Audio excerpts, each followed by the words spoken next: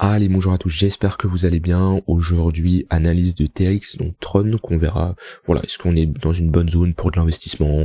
Je vais vous parler un peu du projet pour ceux qui ne connaissent pas ce que c'est comme blockchain, bon, etc., etc. On fera une analyse un peu complète. Donc Tron, pour ceux qui connaissent pas, ça va être une blockchain layer 1, donc c'est leur propre blockchain, où leur but ça va être de résoudre les problèmes de centralisation des entreprises connues un peu à la Amazon, un peu à la Google, où ces entreprises qui sont très centralisées ont le contrôle de nos données, hein, bien entendu. Et leur but c'est de devenir une infrastructure décentralisée, une infrastructure du Web 3 en gros, c'est voilà leur objectif à Tron. Donc ils sont 15e dans le market cap, il n'y a pas d'offre max, on a une offre en circulation de 91 milliards, et ok, on est 15e sur le market cap. Et voilà, ça permet de créer des smart contracts et des applications décentralisées. Je pense à BitTorrent qui sont accrochés à cet écosystème. Ou BitTorrent, je sais pas si vous connaissez, mais ça va être une plateforme de torrent qui vise à partager des fichiers en peer-to-peer. Donc c'est un torrent qui est rattaché à Tron. Donc voilà globalement un peu, vous avez une vision globale sans rentrer trop dans les détails de ce que c'est l'écosystème TRX. D'un point de vue technique, donc la crypto est créée depuis 2017. Elle a connu un ATH avec un pic au niveau des 30 centimes de dollars. On n'a pas fait de nouvelle ATH en 2021. Ça c'est quelque chose, vous le savez, hein, mais moi qui m'embête, le fait de pas refaire de nouvelle ATH comparé à l'euphorie qu'on avait eu en 2017, puisque ça veut dire qu'il y avait globalement plus de demandes ici que ici, alors que l'écosystème, c'est un écosystème qui augmente au fur et à mesure, et on est censé faire ATH sur ATH en théorie. À partir du moment où on fait pas un nouvel ATH, c'est que la demande elle a été plus faible, et ça veut dire qu'il y a d'autres projets à côté qui ont plus intéressé les investisseurs. D'un point de vue technique, on a très peu retracé. Ça veut dire que depuis l'ATH, on a connu un moins 73, actuellement on est à moins 65%. Voilà, ça fait partie des faibles cryptos à ne pas avoir cassé leur bottom de mai-juin 2021. Donc un peu à la BNB, voilà, on connaît, globalement c'est une crypto qui a pas pris trop cher hein, comparé à d'autres crypto-monnaies, et ça montre que il y a un gros niveau de support ici. Hop, voilà, ce niveau-là, globalement, le niveau d'à peu près les 5 centimes de dollars, c'est une zone qui est très défendue. On a pris la liquidité ici, mais à chaque fois on se fait rejeter. Mais c'est intéressant ici qu'on soit venu chercher voilà, on a récupéré tous les stops ici qui étaient mis par les investisseurs, par les traders. Donc on a fait une chasse à la liquidité. D'un point de vue retracement, hop, tac. On est dans notre zone de rechargement, donc si vous pensez que c'est un écosystème prometteur, que au prochain cycle, il fera des plus hauts et vous croyez à cet écosystème, tout ce qui est dans cette zone de rechargement, c'est intéressant pour faire de l'investissement. Globalement, quand on en sort, c'est un peu trop haut, mais voilà, privilégiez cette zone de rechargement pour vous placer sur du long terme. D'un point de vue retracement sur les tunnels, on est pile dans notre tunnel 3 jours et on voit que à chaque fois on se fait rejeter. Dès qu'on vient chercher notre tunnel 3 jours, ici on a un peu enfoncé, on y est resté très peu de temps. Qu'est-ce qu'on voit direct? On a fait ici un W weekly. Qu'est-ce que ça veut dire un W weekly? C'est tout simplement une zone où la demande va être supérieure à l'offre. Et qu'est-ce que je constate? C'est que ici on a bien chuté. J'ai enlevé ça. On a bien chuté, on a méché et voilà, on est retourné globalement chercher cette zone de demande, et voilà, on voit qu'on s'est fait rejeter. Donc la zone des 5 centimes de dollars, elle est extrêmement défendue par les acheteurs. Donc voilà, c'est une zone, si vous voulez vous placer, hein, quand on revient dans cette zone là, hein, cette précédente zone de demande, ça peut être intéressant pour ceux qui veulent accumuler du TRX. Ok, d'un point de vue point pivot, où on se situe, on a un point pivot yearly ici qui a fait office de résistance, comme ce point pivot qui a fait office de support. Ici on l'a cassé assez facilement, on réintègre, donc on a notre clôture weekly dans une dizaine d'heures. Ok, donc de toute façon d'un point de vue localisation on est toujours sur une zone intéressante. D'un point de vue, hop là, pas ça, d'un point de vue momentum, on va regarder notre MACD ce qu'il nous donne. On a une petite divergence, ouais, ici on a une petite divergence haussière, enfin une petite, on a une divergence haussière ici vu qu'on fait un creux ici, et là on fait un creux plus haut que le précédent sur le MACD alors que sur le cours on en fait un plus bas, ce qui nous montre qu'on a un essoufflement des vendeurs, mais pour le moment déjà cette divergence n'est pas validée, on la validera que si on casse ce niveau là. Pour le moment on a toujours un momentum qui est bearish, donc on voit qu'on fait des creux ici et des sommets de plus en plus bas. Même si on a cassé ce niveau là, ce qu'il faudrait ça serait de valider un W sur le MACD, donc soit ce gros W qui nous validerait notre divergence baissière, ou faire globalement quelque chose comme ça. Mais pour le moment on peut dire qu'on a un momentum assez neutre, on va dire ni bullish ni bearish pour le moment, même si on aimerait bien avoir la cassure de ce niveau là pour récupérer un momentum bullish sur du plus court terme. Tac. On est revenu ici chercher notre zone de rechargement, on est resté très peu dedans, donc à voir comment le prix consolide.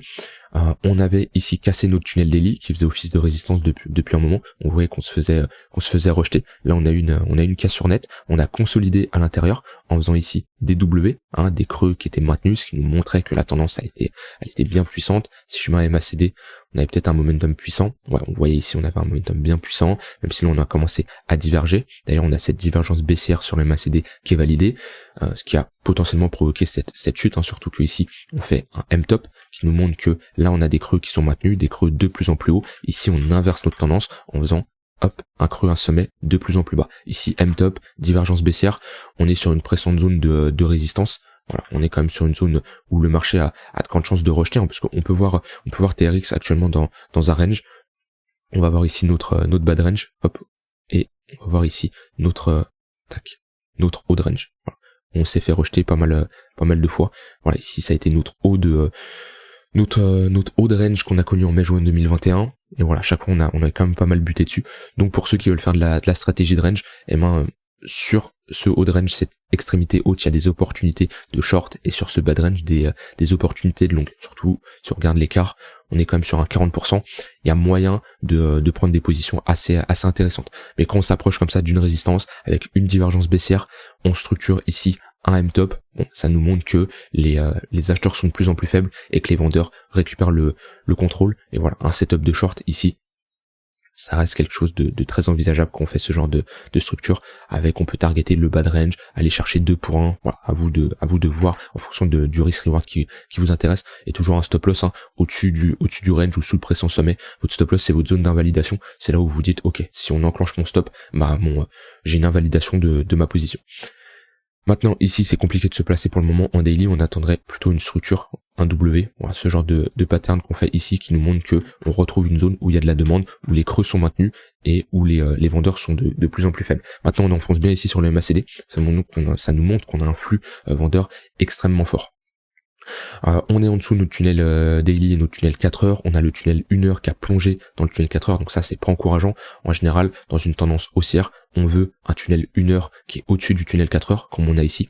Voilà, on voit qu'on fait des rebonds dans notre tunnel 4 heures, il faut office de support. Quand on commence à avoir un tunnel 1 heure qui plonge dans notre 4 heures, en général c'est pas bon signe, et ça nous montre qu'il y a de grandes chances que le marché consolide, à voir si on retourne chercher notre tunnel 1 heure, est-ce qu'on se fait rejeter dedans, ce qui serait assez bearish, on pourrait continuer notre tendance baissière, parce que là sur du low time frame, sur du 4 heures, même du daily, on est dans une tendance baissière, on le voit, les creux sont de plus en plus bas. Donc pour le moment, quelqu'un qui veut se positionner sur le marché, il a plus tendance à jouer sur des setups de continuation de tendance. Donc tout ce qui revient dans ce tunnel 1 heure ou dans ce tunnel 4 heures, c'est des opportunités de short. Un peu comme on avait ici. Voilà, on voit, ici on a une autre tunnel. Bon là on était plutôt dans un range quand les moyennes mobiles sont assez plates comme ça. On a un tunnel 1 heure qui monte, qui redescend au-dessus de notre 4 heures. On est plutôt dans un range, et quand on a une vraie décision de marché, on a une cassure de ce range à la baisse comme on le voit. Et le tunnel 4 heures, c'est des opportunités de short jusqu'au moment où on le casse. Et là voilà, on a une inversion de la tendance, mais globalement on est dans un range. Vous pouvez vous dire, dès que vous voyez des moyennes mobiles qui sont plates, ici en 4 heures, on a nos moyennes mobiles qui sont plates, c'est un range. Dès que ça baisse ou ça monte, tendance haussière ou tendance baissière. Et à vous de vous adapter ensuite en fonction de ça. Comme on le voit ici, on a une réelle tendance baissière. Donc voilà, donc moi, pour quelqu'un qui veut shorter le marché ici, j'attendrai clairement de me positionner sur un tunnel 1 heure qui est pour le moment en confluence avec notre tunnel daily ici. Hop, et si je mets pourquoi pas un point pivot, tac. Ici on a un point pivot monthly qui est en confluence avec notre tunnel daily, donc si on retourne sur cette zone là. En plus c'est une zone de résistance, hein. Ouais, c'est une zone de résistance où on a pas mal de fois buté ici, même ici. Donc c'est un support, quand on casse un support ça devient une résistance. Donc ici un setup de short peut clairement s'enclencher. À voir, on aimerait bien avoir une divergence baissière qui nous montre que on a un affaiblissement du momentum, et voilà, on pourra avoir un setup de short si on a une structure qui nous le permet. Je vais regarder la paire contre le BTC. Après, je pense que la paire est censée être bullish contre le BTC. Je peux pas avoir une meilleure charte que ça. On était sur quoi? On était sur crypto. RX USD divisé par BTC USD. Ok, je peux pas avoir mieux que ça là.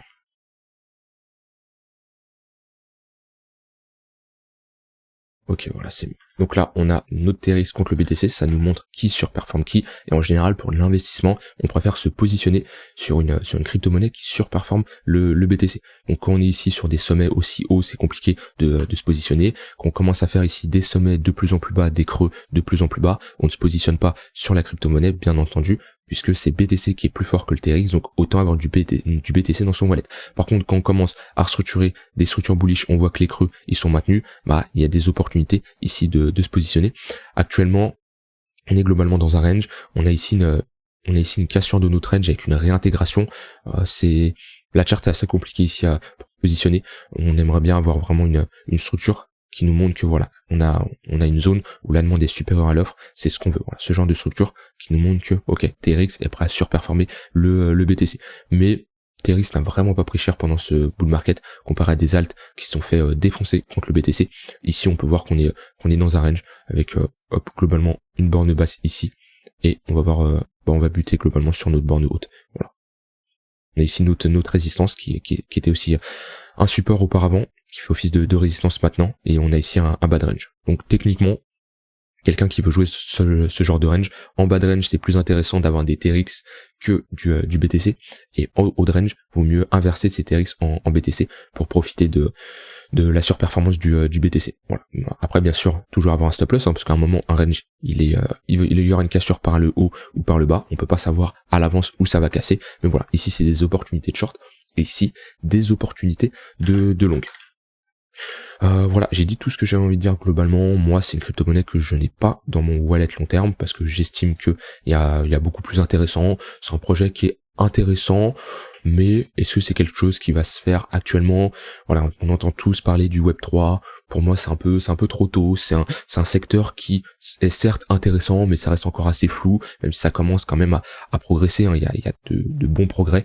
Pour moi, c'est encore assez jeune. Est-ce que TRX, ça sera le leader, hein, parce que vous pouvez avoir une crypto-monnaie. Bon, là, je pense par exemple à VeChain qui est leader dans son domaine. Je pense à TRX qui est également leader dans son domaine, etc. Ils peuvent être leaders dans leur domaine, mais ça peut être un projet, une crypto-monnaie, où quand le domaine va vraiment être à sa hype au maximum, se faire surperformer par une autre crypto-monnaie. C'est quelque chose qui est amplement possible. Donc voilà, j'ai dit tout ce que j'avais envie de dire. Globalement, vous tracez vos zones de rechargement, vous attendez des structures à l'intérieur pour vous positionner, mais ce qu'il faut, c'est absolument pas casser notre bad range ici, parce que ça serait une grosse distribution avec une grosse structure bearish, et on pourrait s'attaquer vraiment à des niveaux beaucoup plus bas, notamment ici nos 0,0 nos 2 centimes de dollars globalement. Voilà, c'est notre précédente zone de support si on casse ici cette zone. Voilà, j'ai dit tout ce que j'ai envie de dire. N'hésitez pas à me dire ce que vous en pensez, et on se retrouve demain pour une prochaine vidéo. Bye bye.